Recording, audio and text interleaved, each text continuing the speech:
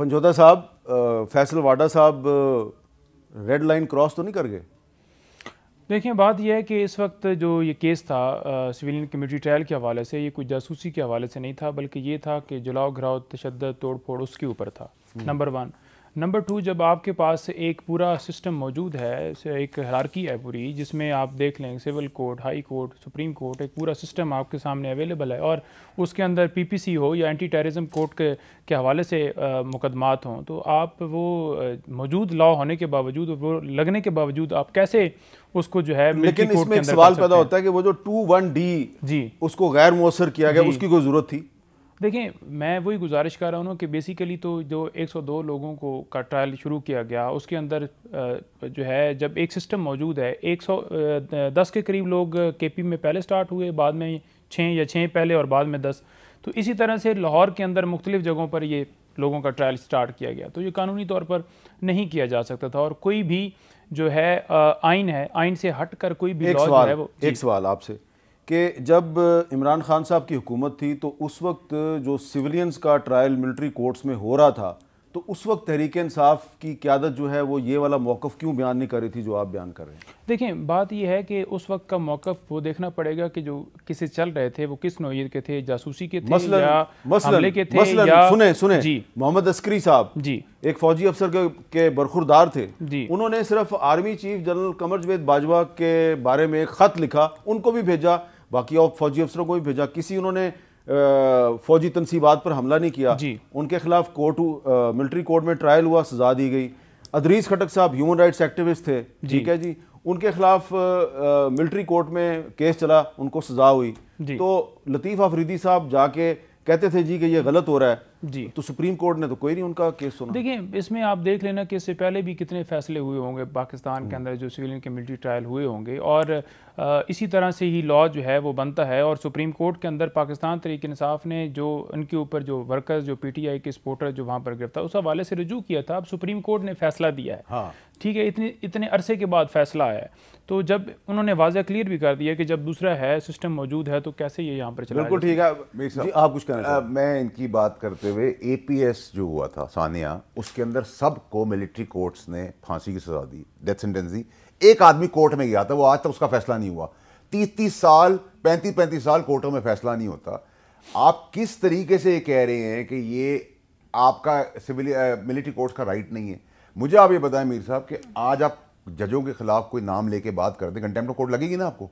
तो अगर इसी तरह आपके घर में कुछ हो गया, खुदा ना खास्ता मेरे घर में कुछ हो गया, तो हम पर्चा काटेंगे ना जाकर। तो ये कैसे हो सकता है कि आप तनसीबात उड़ा रहे हैं, तनसीबात के अंदर फौज की इंस्टॉलेशन को आग लगा रहे हैं, बदमाशी करते हैं, और उसके बाद आप जो आपके हिसाब से जो भी डीबी जो भी है लॉ वो उसको सस्पेंड कर दिया है, तो उसके तहत आपने क्या किया है कि इस मुल्क के अंदर आए, साजिश करें, सीक्रेट एक्ट लें। जो फौजी काम कर रहे हैं आज, जो कल रिटायर होंगे, वो भी सिविलियन एक्ट के अंदर कोर्टों में चले जाए, तो इस मुल्क के अंदर खुली लाइसेंस दे दिया आपने कमाई करने का। इस पे तारड़ साहब आपसे मेरा सवाल यह है कि सुप्रीम कोर्ट के एक 5 मेंबर बेंच ने फैसला दिया है कि जी सिविलियंस का मिलिट्री कोर्ट्स में ट्रायल नहीं हो सकता, तो आप नहीं समझते कि ये आइन और कानून की बालादस्ती कायम हुई है इस फैसले से?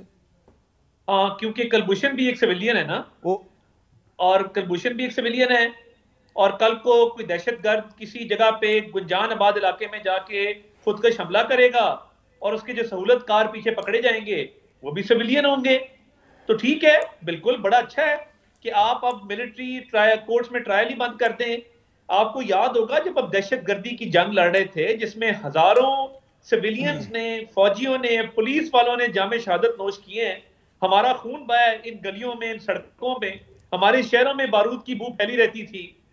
उसमें किस तरह कंट्रोल पाया गया था? क्योंकि दहशतगर्दों का, शर पसंदों का ट्रायल जब चलता था आम कोर्टों के अंदर, वो जज को भी डराते धमकाते थे, रिलीफ लेते थे और फिर डबल कार्रवाइयां करते थे बेल लेने के बाद। बात यह है कि जब 21D आपने उड़ा दिया, आपने कलभूषण को भी रिलीफ दिया, आपने आज के बाद अगर कोई गैर मुल्की जासूस पाकिस्तान की सालमियत के खिलाफ पाकिस्तान के अंदर कोई भी ऑपरेशन करेगा, आपने उसको यह कह दिया कि तुम्हारा मिलिट्री कोर्ट में ट्रायल नहीं होगा। आपने दहशतगर्दों को कह दिया कि आपका मिलिट्री कोर्ट में ट्रायल नहीं होगा, तुम जो मर्जी करो। मैं बहुत बड़ी बात कर रहा हूं और देखिए एस्पियोनाज क्या होता है, एस्पियोनाज ये होता है कि आप अंदरूनी तौर पे ऐसे हमले करें जिससे बैरूनी ताकतों को ये मौका मिले कि वो आप पे हमला कर दें। 9 मई की रात अगर खुदा ना खास्ता बॉर्डर के पार से हमला होता तो लाहौर में दिफा कौन करता? ये बड़े चुपते हुए सवाल आते अच्छा, हैं। लेकिन इसका तारड़ साहब, इसका बेहतरीन हल ये नहीं है कि जो फेडरल गवर्नमेंट है वो इस मामले में नजरसानी की दरख्वास्त दायर करे और जो पॉइंट आपने और फैसल वाडा साहब ने कहे हैं वो उस दरख्वास्त में वो डाल दें कि जी 21D जो है उसको सस्पेंड नहीं करना चाहिए था? 100% इसके खिलाफ जाना चाहिए फेडरल गवर्नमेंट को। और मेरी आपकी पिछले दफा आपके फोरम पे हमने सेनेट के इजलास के लिए आवाज उठाई, आज सेनेट का इजलास हो गया। आज मैं आप ही के प्रोग्राम में फेडरल गवर्नमेंट से इस्तदा करता हूं कि इसके खिलाफ अपील दायर करें। देखें, ये राइट टू फेयर ट्रायल नहीं इंपीड होता, क्योंकि आपके पास हाई कोर्ट जाने का मौका है, सुप्रीम कोर्ट जाने का मौका है, आर्मी चीफ के पास अपील है, सदर के पास अपील है, आपके पास 100 मौके हैं फेयर ट्रायल के।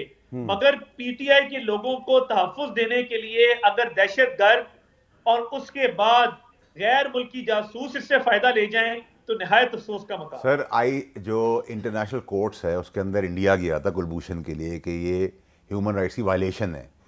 इंटरनेशनल कोर्ट्स ने भी कहा कि उनको वही सहूलत मिल रही है जो आम कोर्ट्स में मिलती है। ठीक है, इंटरनेशनल कोर्ट्स ने भी इसको इंडोर्स किया। मिलिट्री कोर्ट्स के अंदर भी आपके अपील का राइट है, लेकिन ये तो नहीं पॉसिबल कि आप मिलिट्री की इंस्टॉलेशन, न्यूक्लियर आर्म कंट्री होने का अपने न्यूक्लियर एसेट्स को क्वेश्चनेबल कर दें और यहाँ एक लाइसेंस दे दें क्योंकि मेरे बाप का मुल्क है, मैं गैलरी में खेल रहा हूँ, मुझे सियासत करनी है, मुझे सियासी रिलीफ देने, मुझे सियासत करनी है, तो भाई सियासत करो आकर। असल में तो जो कर रहे हैं सादिक अमीन जो हैं, जो सादिक अमीन का सर्टिफिकेट हमें देते थे, वो खुद केसेस में फंसे हुए हैं, उनका तो भी टेस्ट है। वो कैसे, ये कैसी चीजें हो रही है पाकिस्तान के अंदर? इसके ऊपर तो एक्चुअली आर्मी कोड को इस पे एक्शन ले लेना चाहिए, क्योंकि पाकिस्तान की सालमती और सलामती और पाकिस्तान की बका की बात है। आज तो आप और तारड़ साहब एक ही पेज पे नजर आ रहे हैं। मुझे तारड़ साहब का देखिए पॉलिटिकल व्यू कुछ होगा, मैं तो पाकिस्तान की बात कर रहा हूं।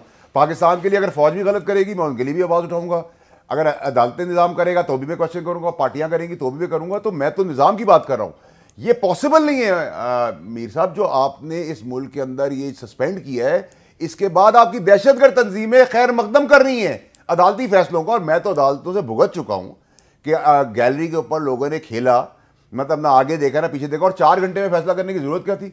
जो पार्टियां इसके अंदर इन्वॉल्व थी, फौज की जैक ब्रांच थी, असेंबली की थी, दूसरी थी, उनको क्यों नहीं बुलाया? रिव्यू पिटीशन फाइल करवा इस मुल्क के अंदर रिव्यू पिटीशन डालते। सर, ये लाइसेंस दे दिया आपने पाकिस्तानियों को कि आप किसी ओहदे पे आ जाएं, आप अपनी मनमानी करें, वो जो करना करें। पुरानी इस्टेब्लिशमेंट की बाकियात अभी भी अदालती निजाम के अंदर मौजूद है। पुरानी इस्टेब्लिशमेंट की बाकियात हर जगह पे मौजूद अच्छा, है। सुने, और उसका मैं सबूत आपको भी दूंगा। ये मुल्क अगर ठीक करना है अदालती निजाम और इस निजाम को भी जिसमें लाइसेंस दिया जा रहा है, आप सबसे पहले 2 काम आपने करने हैं। एक, जो हाई कोर्ट की मुद्दत है उसको सुप्रीम कोर्ट की मुद्दत से मिला दें, ठीक है, और एक चीफ जस्टिस को मिनिमम 2 से 3 साल का टेन्योर दें। अब आप और तारड़ साहब का एक ही मौकफ है, पंजोदा साहब का मौकफ जरा मुख्तलिफ है, और पार्टी स्पेसिफिक जा रहे हैं ना। हम तो बात करें इन जनरल बात कर रहा हूं कि आप टैंक उड़ा दे जाके। आज मैं जाऊं F-16 उड़ा दूं, क्योंकि मुझे तो कानून और आइन जिसको मानते हैं आप, उसने मुझे तहफ्फुज़ दे दिया है। अरे भाई, मुझे हो गया।